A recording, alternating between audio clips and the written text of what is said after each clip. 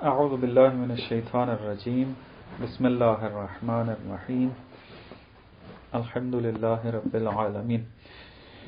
بحث ہماری درس نمبر 7 میں چل رہی تھی اور اس میں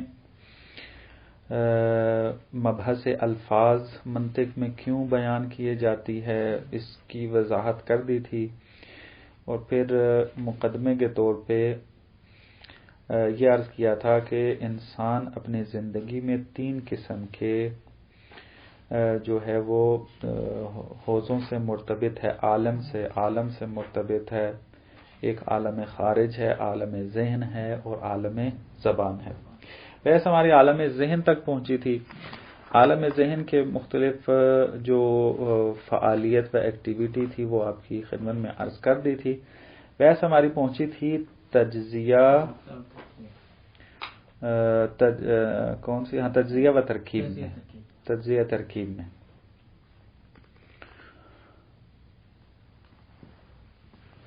ذہن کا ایک کام جو ہے وہ تجزیہ اور ترکیب کرنا ہے. فرماتے ہیں کہ تجزیہ ذہن 2 طریقے سے انجام دیتا ہے. پہلے تجزیے کو بیان کرتے ہیں.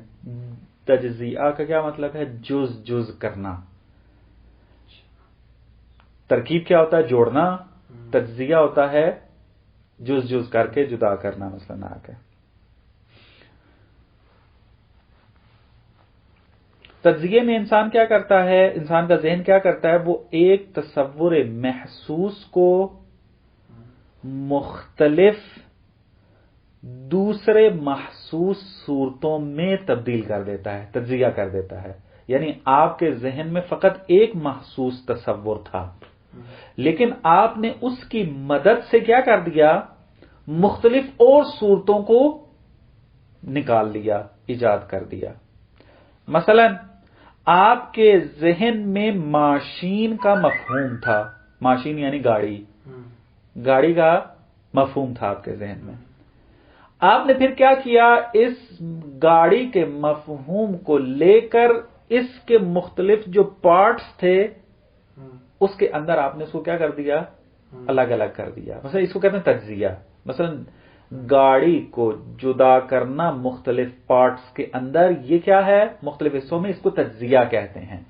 تو عالم ذہن میں بھی ایک تصور کو اس طریقے سے اس سے مطالب لینا، مختلف محسوس صورتوں کو بنانا، اس کو کیا کہیں گے، تجزیہ کہیں گے. درست ہے؟ یہ تجزیہ ہے، انسان کا ذہن جو ہے وہ انجام دیتا ہے. ایک اور تجزیہ انسان کا ذہن انجام دیتا ہے، وہ ہے اوپر کیا تھا، محسوس تصور. یعنی جہاں پر صورت و شکل ہندسی و جیومیٹری والی صورت جو تھی موجود تھی مثلا، لیکن بعض اوقات انسان کا ذہن ایک صورت کو چند معنوں میں تجزیہ کر دیتا ہے. اوپر کیا تھا، اوپر ایک تصور کو مختلف محسوس صورتوں میں تبدیل کرنا، لیکن یہاں پر ایک صورت کو مختلف معنوں میں تبدیل کرنا ہوتا ہے.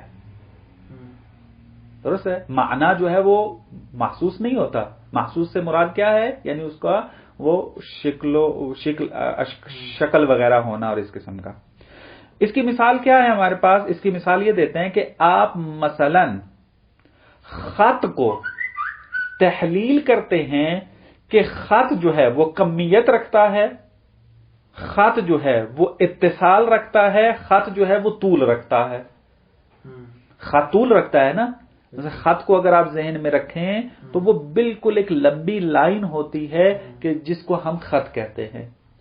تو اس مفہوم خط کو، کہ جو آپ کے ذہن میں خط کی صورت موجود تھی، اس کو آپ نے تحلیل کیا ایک معنی میں. وہ معنی کیا ہے؟ مثلا آپ نے کہا کہ خط متصل ہوتا ہے، خط کمیت رکھتا ہے، خط طول رکھتا ہے. اب خط کو طول کے اندر، کمیت کے اندر، اتصال کے اندر، یہ کیا ہے، تحلیل کیا ہے 3 معنوں میں، حالانکہ خارج میں جا کر اگر دیکھے تو خارج میں فقط ایک ہی چیز ہے، وہ کیا ہے؟ وہ اس لمبی لائن کا ہونا کہ جس کو ہم خط کہتے ہیں. لیکن یہ لمبی لائن جس کو ہم خط کہتے ہیں، جب ذہن میں آتا ہے یہ مفہوم، تو اس وقت ہم اس کو 3 اور معنوں میں کیا کر دیتے ہیں؟ تجزیہ کر دیتے ہیں، تحلیل کر دیتے ہیں. اس ایک مفہوم کو 3 معانی میں تحلیل کر دیتے ہیں. ہم یہ کہتے ہیں کہ یہ خط کمیت بھی ہے، یہ خط اتصال بھی رکھتا ہے، یہ خط کیا ہے؟ طول بھی رکھتا ہے. طول، اتصال، کمیت، یہ 3 چیزیں ہم نے تحلیل کر لی. لیکن خارج میں دیکھتے ہیں تو خارج میں تو ایک لائن ہے جس کو ہم خط کہتے ہیں. پر یہ بھی ذہن کا کام ہے کہ ایک مفہوم سے مختلف معانی میں تحلیل کر دینا اس کو. مثلا جیسے آپ مثال لے لیں انسان کی، انسان کا مفہوم ذہن میں آیا، اس انسان کے مفہوم کو انسان کا ذہن اس مفہوم کو کیا کرتا ہے؟ تحلیل کر دیتا ہے حیوانیت اور ناطقیت کے درمیان. لیکن خارج میں دیکھیں تو خارج میں تو ہمارے پاس فقط ایک ہی چیز ہے. ایسا نہیں ہے کہ ہمارے پاس 2 چیزیں ہیں کہ جس کو ایک کو ہم حیوان کہیں اور دوسری چیز کو ہم ناطق کہیں. خارج میں فقط ایک ہی چیز ہے. لیکن جب مفہوم انسان ذہن میں آتا ہے تو ہمارا عقل، ہمارا ذہن جو ہے وہ کیا کرتا ہے؟ تحلیل کر دیتا ہے اس کو 2 اور اجزاء کے اندر، 2 معنوں کے اندر، حیوان اور ناطق کے درمیان.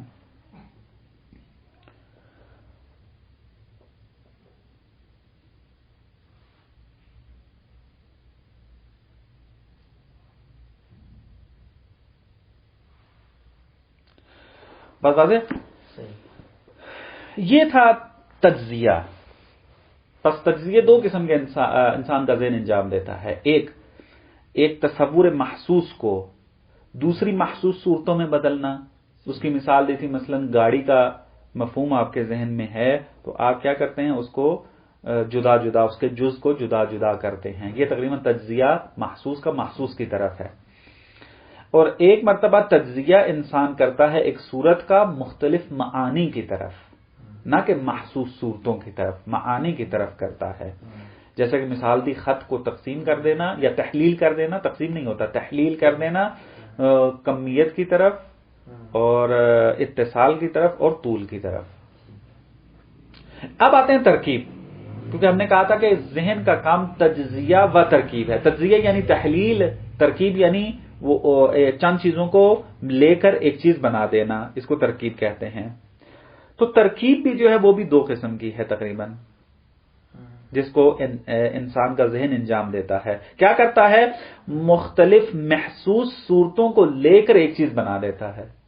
مثلا انسان جو ہے وہ ایسا گھوڑا بناتا ہے جس کا چہرہ جو ہے وہ انسان جیسا ہوتا ہے.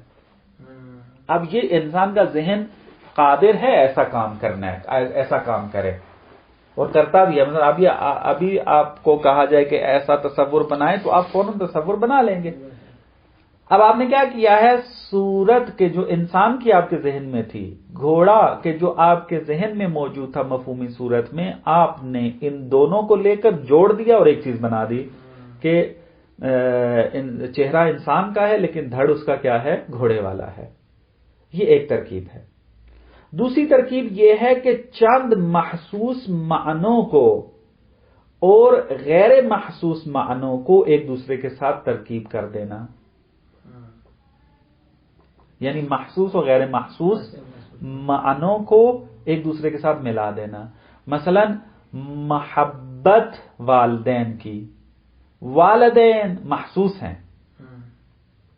لیکن محسوس سے مراد یعنی جو ایک شکل و صورت رکھتے ہیں. محبت کیا ہے؟ وہ غیر محسوس ہے. یعنی آپ بتا سکتے ہیں محبت کس شکل میں ہوتی ہے، کس قسم کی شکل ہوتی ہے اس کی؟ یا جب آپ محبت کا تصور بھی کرتے ہیں تو کوئی شکل ذہن میں آتی ہے؟ جیسے مثلا میں آپ کو دیکھ رہا ہوں شکل ذہن میں آ رہی ہے. محبت کو جب آپ تصور کرتے ہیں کوئی شکل ذہن میں آتی ہے؟ تو کتنی لمبی ہوتی ہے، کتنی چوڑی ہوتی ہے، کیا ہوتا ہے اس میں آ کر؟ بس ایک معنی ہمارے پاس محبت کا ہے جو بغیر شکل و صورت کے ہے، بس یہ محسوس نہیں ہے. اور ایک ہمارے پاس تصور ہے مادر کا، ماں کا، والدین کا، یہ محسوس ہے. ہم جب اس کو آپس میں ملاتے ہیں تو کیا بن جاتا ہے؟ محبت والدین. اب یہاں پہ ہم نے ایک محسوس کو لیا، ایک غیر محسوس کو لیا، اس کو ترکیب کر کے ایک چیز بنا دی.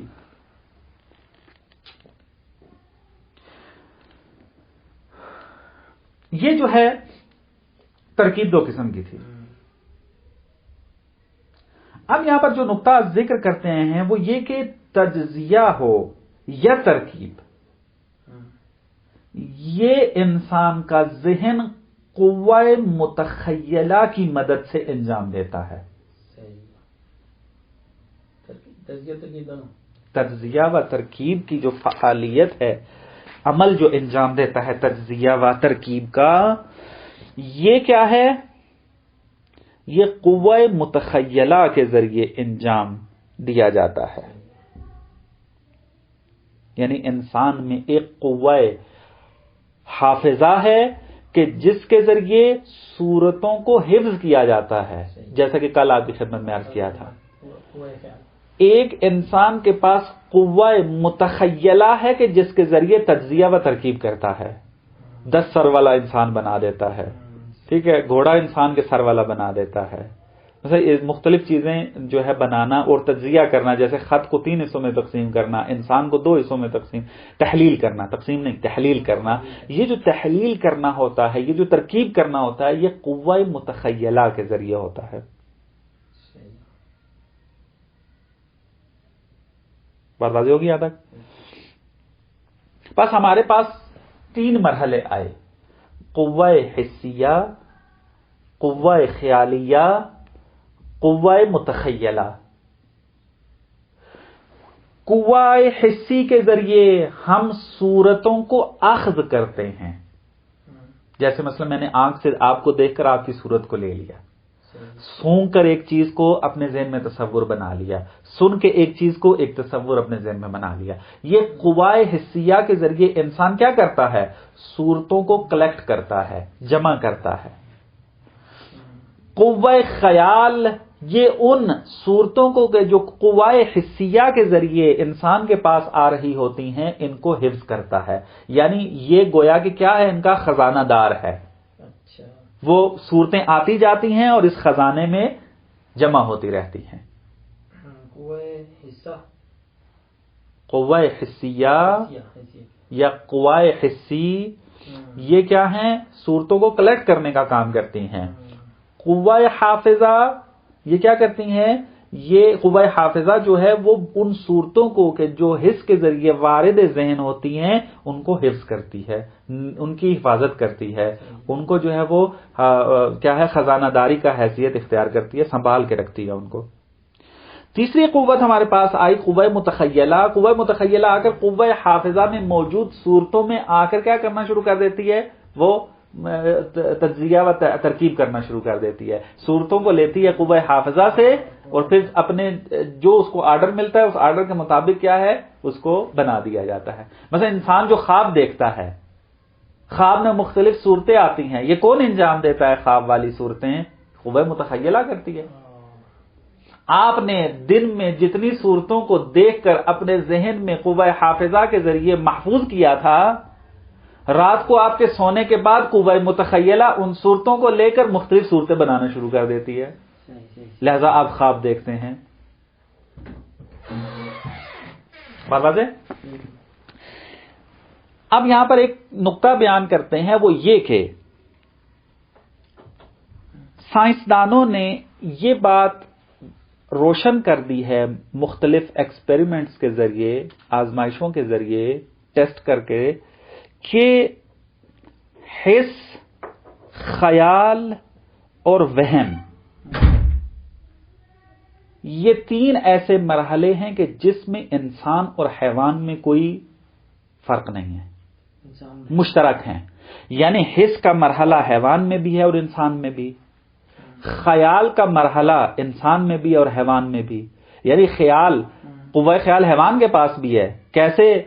آپ دیکھیں کہ بھینس بھی حتیٰ جس گھر میں رہتی ہے اور جس راستے سے چرنے کے لیے جاتی ہے، اگر اس کو تنہا چھوڑ دیا جائے وہ اسی راستے سے واپس خود بخود گھر آ جاتی ہے.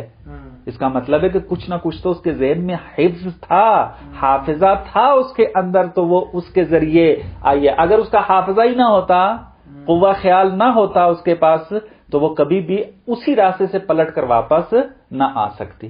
بس معلوم ہوا قوہ خیال بھی ہے اس کے پاس. اس کے پاس جو ہے وہ وہم بھی ہے، قوہ وہم. وہم عرف معنی میں نہیں ہے جس کو ہم وہم ہم کسے کہتے ہیں، اس کو وہم ہو گیا ہے، یہ والا وہم نہیں ہے منطق میں. منطق میں وہم کس کو کہتے ہیں؟ جزئی معانی کو درک کرنے والی قوت. مثلا باپ کی محبت، بچوں کی محبت، اپنی خوشی اپنی غمی کو درک کرنا، یہ جو جزئی ہیں یعنی خاص ہیں کسی کے ساتھ.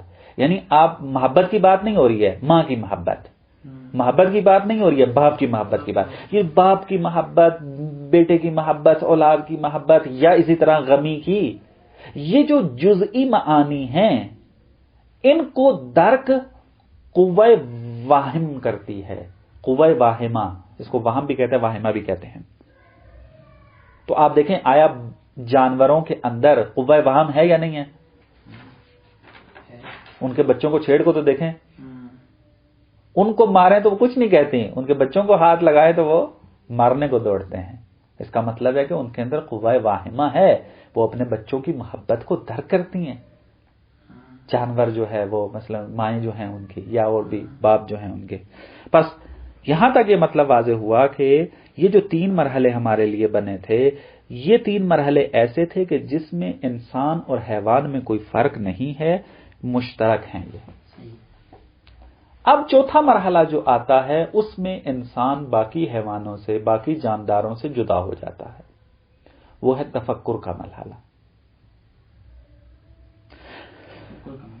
تفکر میں ہم نے کیا کام کیے کہ تفکر کی کیا تعریف ہم نے کی تھی کہ ذہن کا جستجو کرنا کہ وہ مجہول کو معلوم میں بدل دے،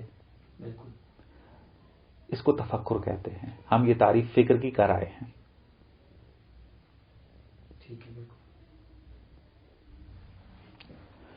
اور اسی تفکر کے اندر ایک مرحلہ موجود ہے، وہ کیا ہے؟ تجرید و تعمیم، عین کے ساتھ. کہ انسان کا ذہن تجرید بھی کرتا ہے اور تعمیم بھی کرتا ہے. کیا مطلب اس کا؟ ابھی واضح کرتے ہیں اس کو. دیکھیں آپ کی خدمت میں ابھی اشارہ کیا میں نے کہ حس کے ذریعے انسان کے ذہن میں مختلف صورتیں آتی ہیں. مثلا آپ کو دیکھا آپ کی صورت آئی، مجھے دیکھا میری صورت آ گئی، اور مختلف لوگوں کو دیکھا ان کی صورتیں میرے ذہن میں آ گئی. اب انسان کے اندر یہ قدرت موجود ہے، انسان کے ذہن کے اندر یہ قدرت موجود ہے کہ انسان کا ذہن کیا کرتا ہے؟ ان ساری صورتوں کو سامنے رکھتا ہے کہ جو کہ افراد کو دیکھ کر اس نے بنائی ہوتی ہیں. مجھے اور آپ کو اور باقی لوگوں کو دیکھ کے جو صورتیں بنائی ہیں ان کو سامنے رکھتا ہے انسان کا ذہن. ان کی جو خصوصیات ہیں ان کو جدا کرتا رہتا ہے.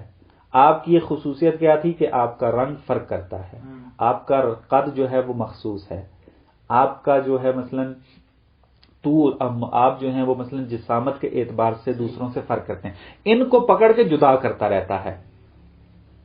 ٹھیک ہے، الگ کر دے، تم بھی الگ ہو جاؤ، یہ خصوصیت بھی الگ ہو جائے، یہ خصوصیت. اسی طرح سب کی جب خصوصیات الگ کرتا ہے تو سب کی خصوصیات الگ کرنے کے بعد ایک چیز باقی رہ جاتی ہے جو سب میں مشترک ہوتی ہے. وہ کیا ہے؟ مثلا انسان ہونا. مثلا جب میں نے آپ کو حسی قوت کے ساتھ دیکھا تو انسان کو آپ کی شکل میں دیکھا. جب میں نے زید کو دیکھا تو انسان کو زید کی شکل میں دیکھا. جب مجھے دیکھا گیا تو انسان کو میری شکل میں دیکھا گیا. اب انسان کا ذہن کیا کام کرتا ہے؟ کہ انسان آپ کی، میری اور دوسرے لوگوں کی جو ذاتی خصوصیات ہیں ان کو جدا کر دے، جدا کرنے کے بعد ایک ایسے نقطے پر پہنچ جائے کہ جس نقطے میں سب مشترک ہیں، جس نقطے میں سب جو ہیں وہ مساوی ہیں، جس نقطے کو سب رکھتے ہیں. وہ کیا نقطہ ہے؟ وہ نقطہ وہ ہے کہ مثلا انسان. یہ کام جو ہے کہ ذہن کا خصوصیات کو جدا کر کے ایک ایسے نقطے پر پہنچنا، اس کو کہتے ہیں تجرید. ایسے نقطے تک پہنچنا، تجرید یعنی خصوصیات کو ہٹا کر ایک خاص نقطے تک پہنچنا جس میں سب مشترک ہیں. مثلا یہ کیا ہے؟ یہ تجرید کہلاتی ہے. تجرید عربی زبان کا لفظ ہے، اس کو کہتے ہیں جدا کرنا، تفکیک دے دینا، الگ الگ کر دینا. یہ کیا ہے؟ اس کا اردو کا معنی آپ کر سکتے ہیں. مثلا ایک اور مثال آپ کو دیتا ہوں. آپ نے اپنے قوہ واہمہ کے ذریعے بیٹے کی محبت کو درک کیا، ماں کی محبت کو درک کیا، باپ کی محبت کو درک کیا، بیوی کی محبت کو درک کیا، اور ساری چیزوں کو، اتنی محبتوں کو آپ نے درک کیا. اور یہ ساری محبتیں جدا ہیں. کہیں پر بیٹے کی محبت ہے، کہیں پر بیوی. یعنی جو طریقہ باپ کی محبت کا ہے وہ ماں کی محبت کا نہیں ہے. جو محبت جو ہے بیٹے کی محبت ہے وہ ماں کی محبت نہیں ہے. یہ محبتیں جدا جدا ہیں، ان کی اپنی اپنی خصوصیات ہیں. بالکل. یہ جو آپ نے کلیکشن کی ہے اتنی محبتوں کی، آپ کے ذہن میں یہ طاقت اور پاور موجود ہے کہ وہ ان خصوصیات کو الگ کر دے. بیٹے کی محبت یعنی بیٹے کو جدا کر دے، ماں کو جدا کر دے، بیوی کو جدا کر دے، اولاد کو جدا کر دے. یہ جدائی جدائی جدائی، یہ قدرت ہے عقل کے اندر کہ یہ جدائی انجام دے دے. اس کو کہتے ہیں تجرید.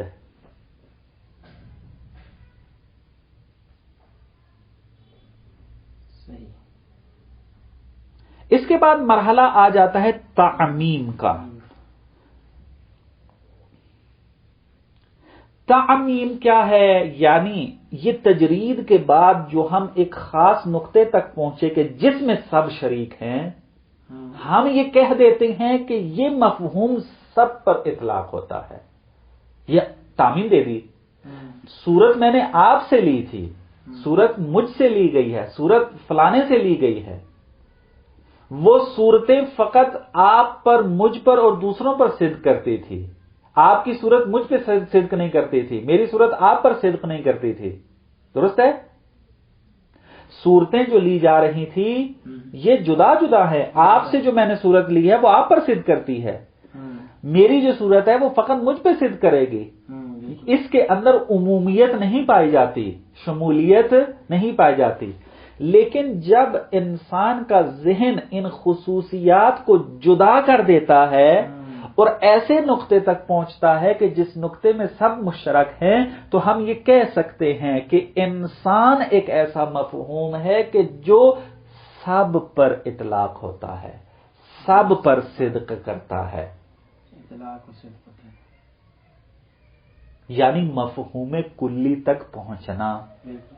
مفہوم کلی کیا ہے؟ بعد میں پڑھیں گے ہم جا کر، کہ ایسا مفہوم کہ جو تمام افراد پر صدق کرے.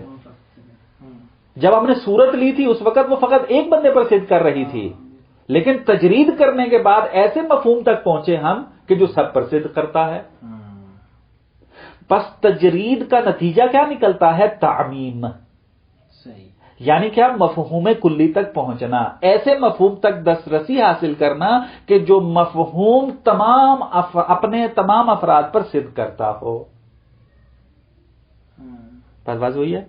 بس یہ تجرید اور تعمیم بھی جو ہے وہ کیا ہے؟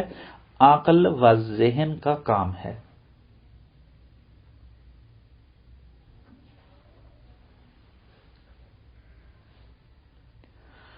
خوب یہ مطلب تھا. اور یہ کیا ہے؟ تعمیم اور تجرید کا کام عقل کے ذریعے انجام دیا جاتا ہے. یعنی عقلانی مرحلہ ہے، یہ عقل کا مرحلہ ہے. اور یہ مرحلہ انسان کے علاوہ کسی میں نہیں پایا جاتا. اسی وجہ سے آپ دیکھتے ہیں کہ انسان دن بدن ترقی کر رہا ہے، لیکن انسان کے علاوہ باقی مخلوقات جو ہیں وہ ویسے ہی ہیں جیسی خلق ہوئی تھی۔ بالکل شیر جب سے خلق ہوا ہے جنگل میں زندگی گزار رہا ہے، غاروں میں زندگی گزار رہا ہے، اور ابھی تک اس کے اندر کوئی تبدیلی نہیں آئی۔ یعنی آپ نے دیکھا ہے کوئی ایسا مثلا جانور کے جو جنگل میں زندگی گزار رہا ہو، پہلے وہ غاروں میں رہ رہا ہو، اب اس نے مال بنا لیا ہو اپنے لیے، ویسے ہی زندگی، پہلے وہ مثلا چیر پھاڑ کے گوشت کھا رہا ہوتا، اب وہ مثلا کوئی اور طریقہ اختیار کر لیا ہو۔ کیوں؟ اس وجہ سے کہ ان کے اندر تعقل کا مرحلہ نہیں ہے، تجرید و تعمیم نہیں کر سکتے وہ، تاکہ وہ ایک ایسی فکر تک پہنچے کہ جو فکر ان کو ترقی دے آ کر۔ یہ افکار جو ترقی عطا کرتے ہیں یہ افکار کلی ہوتے ہیں، انسان کی عقل سے پیدا ہوتے ہیں، اور یہ عقل و کلی والا مرحلہ جو ہے وہ نہیں پایا جاتا۔ کیونکہ انسان میں عقل کا مرحلہ ہے، اس وجہ سے انسان، جب انسان پیدا ہوا تھا اس وقت اس کی زندگی کا سٹائل کچھ اور تھا، اس وقت اس کے جو ہے وہ جسم کا اور مرحلہ تھا، رہنے کا، رہن سہن کا اور مرحلہ تھا، معاشرہ کچھ اور تھا، لیکن آج انسان دیکھ لیں کس جو ہے وہ منزل پر پہنچ چکا ہے۔ یہ اس وجہ سے ہے چونکہ انسان مرحلہ عقل قوہ عقل رکھتا ہے، اور یہ عقل کا قوت جو ہے وہ باقی جانوروں میں موجود نہیں ہوتی۔ بات ہوئی ہے؟ بس یہاں تک ہم نے چند مراحل کو پڑھا کہ جو ذہن میں انجام پاتے ہیں۔ ہم اصل میں عالم ذہن کو پہچاننا چاہتے تھے۔ عالم ذہن کو پہچاننے کے لیے ہمیں ضرورت تھی کہ ذہن کے جو مختلف کام ہیں اس سے آشنائی حاصل کرے، تاکہ ہمیں پتہ چلے کہ ذہن کا دائرہ کار کہاں تک ہے۔ تو یہ ہم نے جو ہے وہ حاصل کر لیا اس کو کہ کیا مراد ہے اس سے۔ بس یہ عالم ذہن سے ہم آشنا ہو گئے۔ یہ والے مطلب جو ہیں جس طریقے سے آپ کی خدمت میں عرض کیے ہیں یہ منطق مظفر میں بھی موجود ہیں، جہاں پر وہ علم کی تعریف کرتے ہیں اور علم کے مراحل طے کرتے ہیں۔ یعنی یہ علم کے مراحل ہیں گویا کہ مرحلہ حس ہو گیا، مرحلہ خیال ہو گیا، مرحلہ متخیلہ ہو گیا، مرحلہ وہم ہو گیا، مرحلہ عقل ہو گیا، یہ سارے علم کے مرحلے ہیں۔ یہ علم کے مرحلے، انہوں نے مباحث الفاظ میں اس کو ذکر کیا ہے، لیکن محمد مظفر نے جو ہے وہ علم کے مرحلے میں اس کو ذکر کیا، لیکن مطلب وہی ہے کہ جو آپ کی خدمت میں عرض کیا ہے، فقط عربی عبارات کا فرق ہے اور کوئی فرق نہیں ہے یہاں پر۔ درست ہے؟ اس کے بعد اگلا جو مرحلہ، اگلا عالم جو شروع ہوتا ہے جس کو وہ یہاں پر بیان کرتے ہیں وہ ہے عالم زبان۔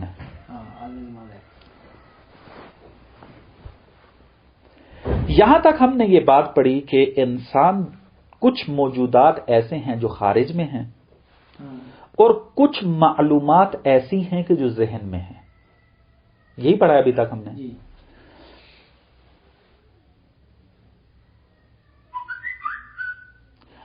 اب انسان نے عالم ذہن اور عالم خارج کی طرف اشارہ کرنے کے لیے کچھ الفاظ کو وضع کیا ہے۔ عالم ذہن اور عالم خارج کی طرف یعنی موجودات خارجی کی طرف اور ذہنی معلومات کی طرف اشارہ کرنے کے لیے کچھ الفاظ اور کلمات کو کیا کیا ہے؟ وضع کیا ہے۔ مثلا فارسی زبان میں یہ جو پودا ہمارے سامنے لگا ہوا ہے اور وہ ثمر دیتا ہے، مثلا اس کو درخت کہتے ہیں، یعنی لفظ درخت کے ذریعے اشارہ کیا جاتا ہے ایک خاص حقیقت کی طرف جو خارج میں موجود ہے۔ درست ہے؟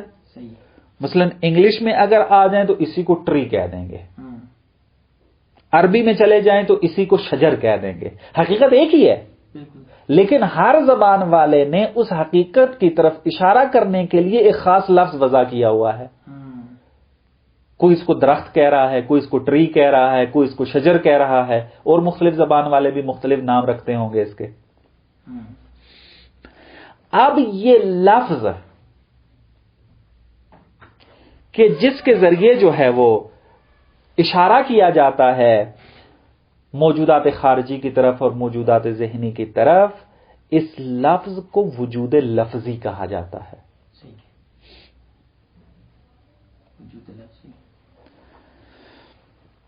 جب اس لفظ کو کتاب پر لکھ دیا جاتا ہے اس کو کہتے ہیں وجود کتبی. کتاب پہ لکھ دیا جاتا یعنی آپ اس وقت لکھ رہے ہیں جو ہے.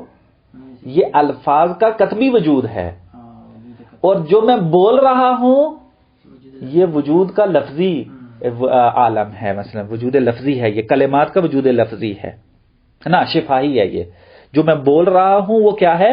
شفاہی ہے. یعنی وجود لفظی کا شفاہی جو ہے وہ مقام ہے. یہ شفاہتن یعنی بولا جا رہا ہے.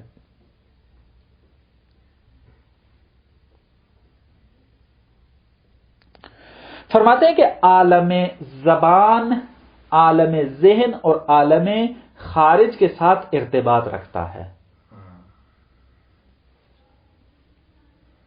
کیا ہے ارتباط؟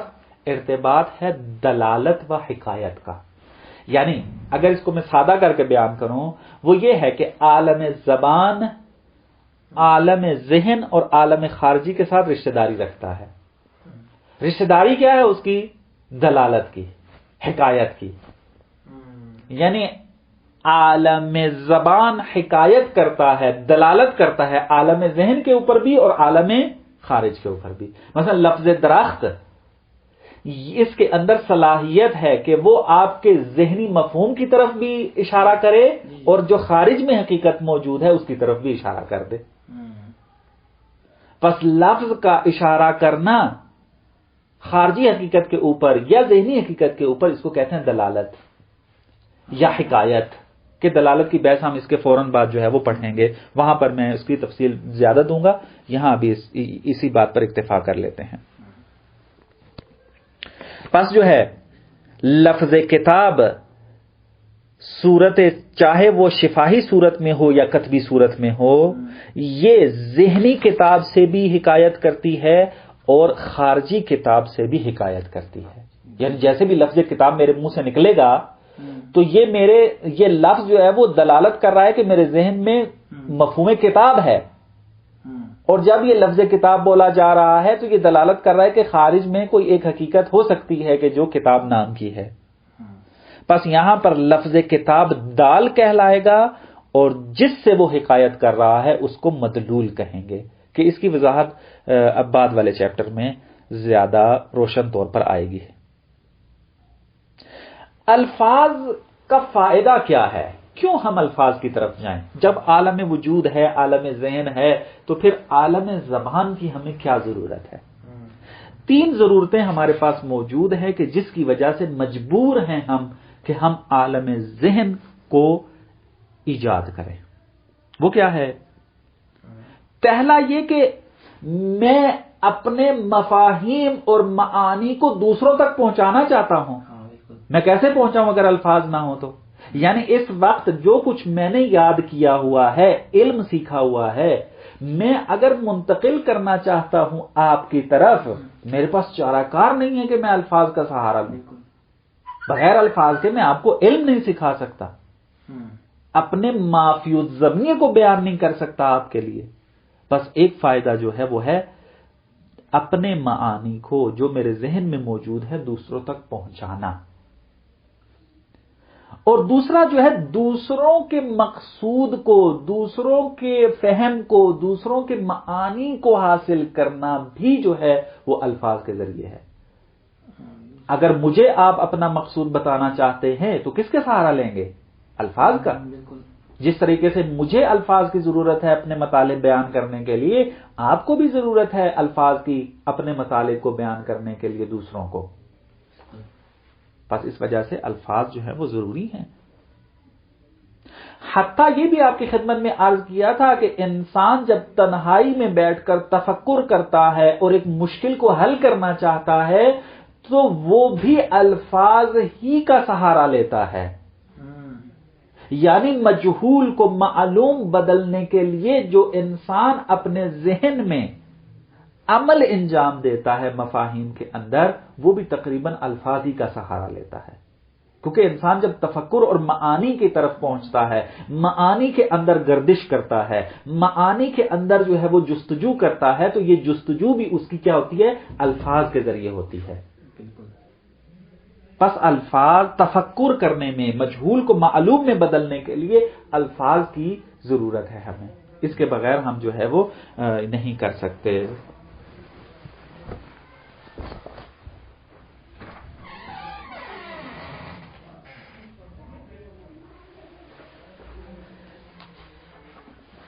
اس کے بعد جو ہے وہ آخری مطلب ذکر کرتے ہیں، وہ ہے مفہوم اور مصداق کی تعریف، کہ مفہوم کسے کہتے ہیں اور مصداق کسے کہتے ہیں، اس بعد میں دیکھتے ہیں کہ اس کو تھوڑی تبیین کرنے کے لیے 10 منٹ درکار ہوں گے، تو وقت میرا خیال کفایت کرتا ہے۔ یہ اگلے کے ساتھ